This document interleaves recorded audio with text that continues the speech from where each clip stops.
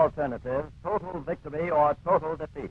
There can be no such thing as a military stalemate that would result in the survival of Hitlerism. That is the opinion of a man who knows. Douglas Miller, for 15 years, commercial attaché to the American Embassy in Berlin. Presenting a radio series entitled, You Can't Do Business with Hitler. Episode 7, The 1,000-Year Reich.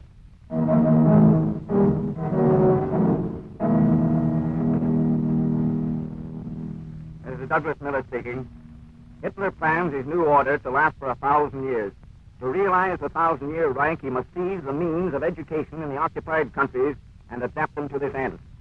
By restricting higher education to a small class of ruling Germans, scientific and technical knowledge will soon die out among the slave people. After a generation, they will be unable to use the tools of modern science as their own. They will sink into complete dependence upon the master race. This scientific slave state is not a dream. It is taking place before our eyes. For instance, in Belgium, the first step of Hitler's education for slavery program has been the assignment of Nazi professors to sit side by side with the Belgian people. Class, please come to order.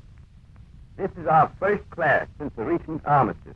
Many things have changed since we last met. I caution your young minds not to be alarmed by these changes. Herr Notabart? Immediately, Professor.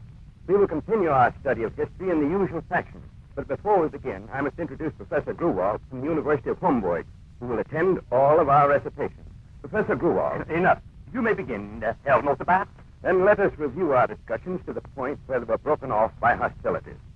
Jerome, you will begin? Yes, Professor Notabart, I will. One moment, young man. Hereafter, all education is dispensed by the benevolence of the Reich. Hereafter, you will express your gratitude by saluting the Führer. You will also ask my permission to recite. Herr Gruwald. Now you may proceed. Herr Gruwald. Proceed. Heil Hitler. I believe our last discussion concerned the war. That period of history was... Have you not just lost the war? Is it fit that you should discuss it? I refer to the First World War, 1914 to 1918. You are positive? Positive. Proceed. The discussion of 1914 can do no harm. Proceed. In August 1914, Belgium was invaded by the armies of the Kaiser. No. But you just said. All that has been corrected as the true facts reveal themselves. In August 1914, Belgium was invaded by the French. Pardon me, Herr Gruwald, but it was the Germans. My book... Give me your book. Yes, sir. Herr Notabart, this is the book used to teach history in this school? Yes. It will be used no longer. Yes, Herr Gruwald. I myself will teach the history learned here. The true history of the First World War. Not the lying democratic Jewish interpretation of world events. Jerome. Yes, sir. How old are you? 13, sir. I see. You are badly instructed. Don't you know that 2 times in 25 years, Germany has had to save Belgium from the French? I have been taught differently. Each time the French have made a bloody battlefield of Belgian soil. Yet my book says... Your book is full of lies. Soon you will have a new book full of truth. But Herr Notabart is... Herr Notabart is a Dummkopf, a stupid jackal who knows nothing about history. Is it not so, Herr Notabart? I do not think there's anything to be gained by... Is it not so, Herr Notabart? Yes. You see, Jerome, Herr Notabart has been lying to you. Why have you been lying to your students, Herr Notabart? Tell them. The truth. It was because you were in the pay of the French and the English and the Americans, yes? You like your position, Herr Notabart? Surely you have heard of the Gestapo. You were in their pay. Yes, I was in their pay. You told their lies. I told their lies. Germany is the protector of Belgium. Germany is the protector of Belgium. Jerome? Is it true, Herr Notabart? It must be, Jerome. Yes, it must be. We must have a new book. Good. Now we will proceed with the instruction. Germany has been forced to save Belgium from the French how many times in the past 25 years? Germany has been forced to save Belgium from the French 2 times in the past 25 years. History proves it.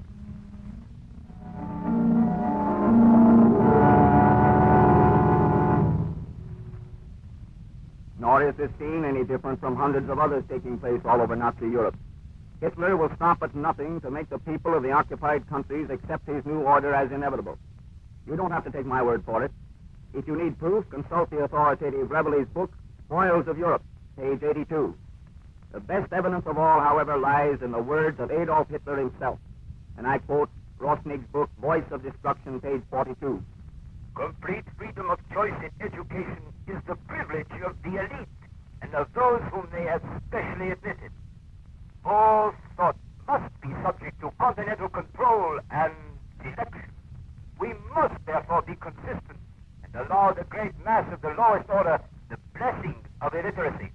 All thought must be subject to continual control and selection. So says Adolf Hitler. How? By perverting education, by educating for slavery, by destroying knowledge at its source, by forbidding the publication and reading of technical and scientific matter. What happened in Paris in July 1940 is typical and may be cited as an illustration of how Hitler is blacking out the brains of Europe. Herr Reich? Ja, I am Robert de Salle. This is Andre Bernstein, Parisian book publisher. We were told at the propaganda staffel that we must have your approval to publish my book. You have made out the proper application papers? I have them here. You have a copy of the manuscript? Yes, right here. According to the application papers, you are Robert de Salle, age 46. By occupation, a social scientist. And you have written a book about the economic considerations of nationalism.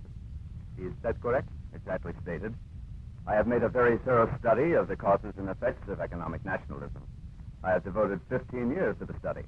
It's a good book. Herr Bernstein, you have read this book? I have read it several times. You wish to publish it? It's an important work. I did not ask your critical opinion. Do you wish to publish it? If it meets with your approval. Good. Now, where is the chapter on Jews? Jews? The chapter on Jews. All books dealing with economics must have a chapter on the Jewish influence. But this is a book about nationalism and not strictly about economics. There must be a chapter about Jews. There is none. Then you will have to write one. But there's nothing to say. Think of something. Invent it. Otherwise, your book cannot be published. Now, where are the chapters about the Führer? I'm sorry, I don't understand. The chapters about Hitler and his contributions to the economic, political, and religious magnificence of the new order. But this book is about... I know what the book is about. Where are the chapters? I want to see them. There are none. Then your book is not very comprehensive, is it, Herr de Salle? 15 years, research, study. I thought it was comprehensive. Obviously, it is not. If you have no chapters on these two important social ideas of our time, what do you have? Perhaps you will let me speak. Perhaps. Do you know the book better than its author? He is too upset to speak. Very well. He has made some very profound comments on the effect of high tariff on nationalism, showing how it makes a country self-sufficient, imperialistic, and inclined to be warlike. That part will have to be deleted. It has no bearing on the Nazi new order. But I already told you. That part will have to be cut out. But it's over half the book. There's some material on Germany's reasons for reaching out to the east. Herr Botten, take it out. But that leaves only about a quarter of my work left. What is that about? Several old ideas. It is nothing. Good, you may publish them. There's no point. Why not? You have 1/4 of a book. Add 1 or 2 chapters on the Jews, and a dozen on the contributions of the Führer to the magnificence of the new order, and you have a book. It is done, no?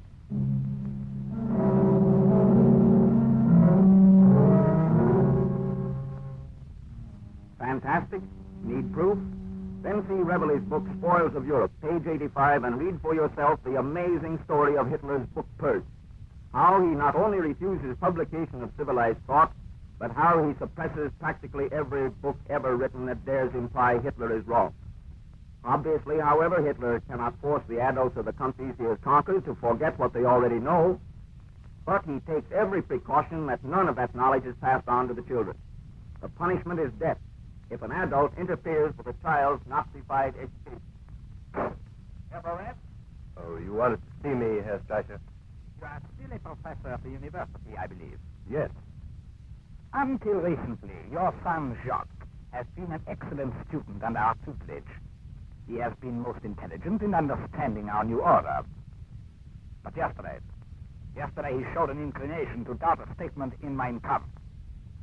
Would you happen to know why? Well, he's still my son. I still have the right to teach him the truth. I assure you that from now on, his education will rest completely in our hands. Tomorrow he leaves for the same school in Alsace with our repatriated German youth. Where is he now? Müller, bring in the boy. If you think you can take my son away and drum falsehood into his head, you'll find you're wrong. He's still a Frenchman. You will see. Oh, hello, Father. Be still. I'm sorry. Heil Hitler. John, I believe your father tried to incite you with rebellion by telling you yesterday that Mein Kampf was a pack of lies. Let the child alone. I did tell him. I would rather hear it from your son's own lips. Speak, Jacques. I forget. We will refresh your memory, Jacques. We will show your father how infinitely superior our new training is to French training. First, race, the basics, the fundamentals. Remember what the Fuhrer says, Jacques? I don't remember. Everything we admire on this earth.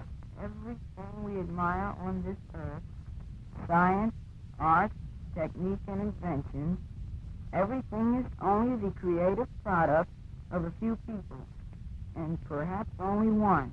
You'll see what a fine scholar he will be in time. The boy is simply a parrot. Silence. Second, Jacques. The master race. Go on, Jacques. There are inferior people and superior people. I am not German. I am not German. Therefore, I am an inferior person. Jacques, you don't believe that. Tell him you don't. You see how apt he is, Herr Beauvais? What kind of disease are you putting into my boy? He's French. This is the new education, Herr Beauvais. You barbarism. Enough. Müller, arrest Herr Beauvais on my order. Take him away. Father! Don't worry, Jacques. Don't worry. Tell him the truth always. Tell him the truth. What are you going to do to Father? Let me go! Let me go! Tears are sentimental. Tears belong to a weak and inferior race. Stop crying, stop crying. Your father is inferior. You know that, Jacques. Repeat that, Jacques. My father is inferior. Again.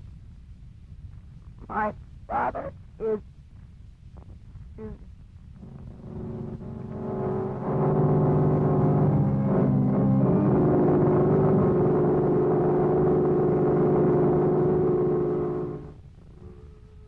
Unbelievable? No. Jacques is only one of thousands of children all over Europe who have been exposed to the Nazi primer, a standard textbook for all children of school age, the same textbook from which the foregoing theme is derived. You can read it for yourself. This textbook, along with fanatical lectures by Nazi teachers, forms a basis of child education in the occupied countries. And thus, for future generations, the perverted, warped Nazi philosophy becomes a means of training them to be slaves and to make them like it. We of America must not be too late in freeing Europe, or these children will be lost forever. You can't do business with Hitler.